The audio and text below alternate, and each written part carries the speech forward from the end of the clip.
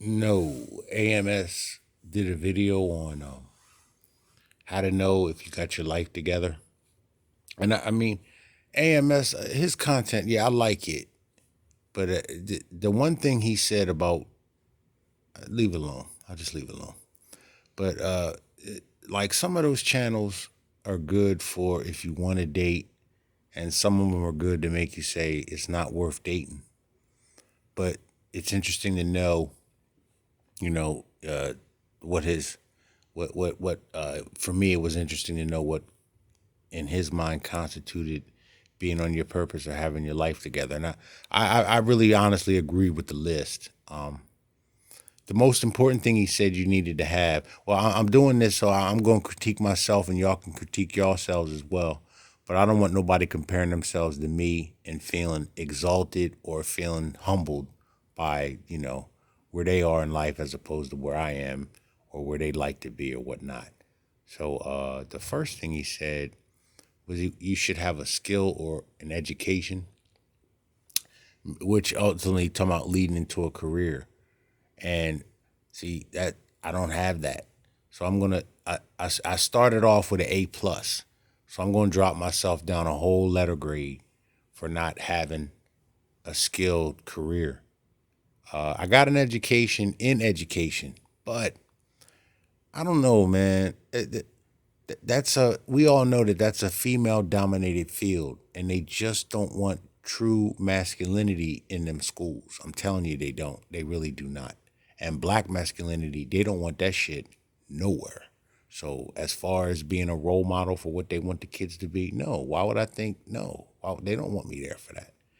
So it's basically I got my master's. I got some student loan debt going out here pursuing a career that I thought I wanted, not one that I knew that I'd be good at. I'm not good. I'm not 100% role model. I'm not even 80% role model. And these kids really need somebody that's like 110% role model. And that's just not me. And plus, I just don't want to put my energy into nobody else's children. I don't care if you give me a paycheck or not. If I won't date a single mom, I don't want to be responsible for teaching them anything either. So that's why I don't have a career. But I do get jobs. Like I quit UPS last week. That's why I ain't been on here like that. Contemplating my next move. So quit UPS. Got hired on with FedEx as a driver. Went through the background. I just looked at before I made this video, I just looked at the app that said background. Everything's got green checks by it. So I should be getting a call from it's through a temp agency. So the temp agency should be calling me one day this week to tell me to go do shit. So that I've always gotten jobs. You can have a job, capital JOB, all three letters, capital. That's a job with benefits and able to see. You can turn the job into a career when you're younger. See, and I'm 46, and that's not young. So I got to look at it going job to job now. But even though I'm not passionate about it, I want to start up my own business house some kind of way. I see a lot of niggas in this neighborhood with tow truck hitch cars. I had the idea 20 years ago. I just didn't act on it, man. When they were repoing cars with the first recession, about 15 years ago. Somebody told me about that idea. I just didn't run with it. And I see, like I said, them hitch trucks all the time in this neighborhood. So, but I also don't want to get the truck and not have it tagged up because I asked the dude how he got his. He's like, "Oh man, my shit ain't even tagged yet." See, I ain't trying to do that. Trying to start no business and not have everything legit. I ain't trying to do that. And I don't want the expense of having a truck. The upkeep of it and everything like that. But I may do that. I may look into, there's a couple black funeral homes around here. I may look into becoming an LLC to where I go pick up dead bodies for them and drive them to the funeral home at night. I could do that. Do you all remember me telling you about that lady that owns a bookstore? She said she wanted to open up another one and me to help run it and help her run it. That would probably be the best thing for me because, see, I don't want to deal with niggas. I don't like them. And who's going to be the ones not paying their bill mad with you because you come repossessing their shit because they ain't paid on it. Niggas, who's gonna do that? Who's gonna be coming into the bookstore? Non-niggas. So, but again, that's somebody else, that can control that. So, I gotta wait and chill. But I did get. It's not till January. Electrician's helper to be trained as electrician, but it doesn't start up till January. So I'm not too sure if I'm going to be doing the FedEx thing. But I also got this another job, but it's a capital job, security at this hospital, because that security is going to be booming in the next coming months. And so I'm thinking the hospital with all these COVID cases, there's going to be people in hospitals. And I'm thinking without the visitation, that's where half the problems are, the people visiting loved ones, why don't my nephew got a blanket? That type stuff. So, I could deal with that. And it's $24 an hour. So, I mean, that's decent. That's better than the FedEx job. And I don't got to get up and get out of that truck. So that's the career part. And I say I'm lacking at that. So I dropped myself a whole letter grade. I'm at a B plus now. Other thing was your own house, your own place. He didn't say house, but place, apartment, whatever. Yeah. But he said make sure it's nice and respectable. I wouldn't say that it's not nice or respectable. It's just old. It's a work in progress. My kitchen is from the 1950s. A lot of the stuff is just, a lot of the things in this house are outdated. There's, I think, 7 rooms total in this house. And I've only redone 2 of them. And all 7 of them need to be redone. So I still got 5 rooms to do. I need to do the siding. So, yeah. Which motivates me to go out here and find work like I'm finding it because I want to get my house fixed up. The third thing he said was important was reliable transportation. Yeah. I got a Toyota with about 130,000 miles on it. So that car is like, as I'm trying to get 300,000 out of it with the upkeep and the kind of car it is itself. And I bought it in pretty good condition. We're trying to push and get 300. I've never gotten 300,000 out of any car before because, American cars never lasted that long for me, and foreign cars, somebody would always run into me and I'd have to get rid of my car. I lost a lot of cars because people can't drive, not because I can't drive. All right. So another thing he said, a versatile wardrobe. Yeah, core. Yeah, I mean, yeah, sure. I can go anywhere and look like somebody. A quick story to where I made sure that never happened to me. When I was an undergrad, we went to this school, elementary school in Baltimore to have our lesson, just to have our lesson in a school. And, I didn't have a car at the time. So I was Baltimore public transportation. So I was just concerned about getting there, being there, showing up.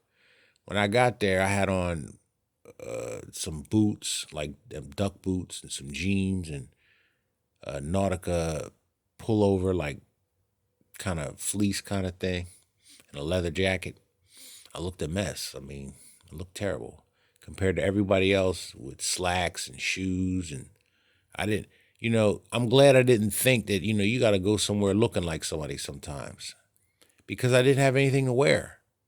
And the one thing about me, I have been buying my own clothes since I was about 16 years old, but I never bought dress clothes until that moment. I was like, you know what? I don't want to. I don't want to look. I don't want to stand out by looking a mess. One other dude had jeans on, so I didn't feel as bad. But everybody was looking nice, and I didn't have nothing to wear, so that's why I made sure my wardrobe is versatile. Got dress pants, slacks, couple sport coats, couple suits, some suede bucks, some boat shoes. I don't wear gaiters and linen suits. I don't wear that kind of stuff, so I don't have it. But I do have, like I said, stuff to put on to where I gotta look like somebody and can present myself. That's how I get these jobs because I know how to present myself. That's one thing that college taught me. And you can't be like an out of shape, monster looking dude and get jobs like I'm getting them. You just can't. You can't. You know. Some dudes just want to sit home and write comic books because they can't get out there and get jobs because nobody wants to hire them because of their appearance. Straight up. Last thing is your debt. Okay, we know I don't have a mortgage. So that's good. But I do have student loans. They're not in default. But I'm gonna just keep paying the minimum on them. The way I look at it, you can't take it from me. And you told me civilization started with the Greeks, so you lied to me, and I don't want to pay for a lie. But also, I signed them loans under duress. You told me I had to go to college to make something of myself, and that was a lie. 18-year-old, that's predatory lending. You're going to lend me more money that you would give me. You ain't going to give me the money to go to college. Like, here's the money for the college. Now go to the college and pay them. You won't do that. You won't do that. So it's somewhat predatory lending. They need to do away with the whole thing for everybody, especially in these trying times, but they won't. But I won't have my shit in default. I'll just keep on the income contingency plan, meaning they go about your income with that. And it also, I think he said, yeah. He said something about having some money saved up in the bank.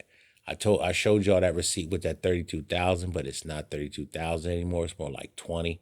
Once you buy a Roth IRA for $6,000, once you pay $3,000 on a credit card debt that you had, that was $11,000. It's now 8. And you do some home improvements, gutters, and that 1 bedroom. That's going to give you $20,000 and a little bit more, but not much more. So I'll say I got 20,000 saved, but I got an $8,000 credit card debt. That's why I really want to start working and getting paid, so I can use the money that I earn at FedEx or whatever, security, or doing the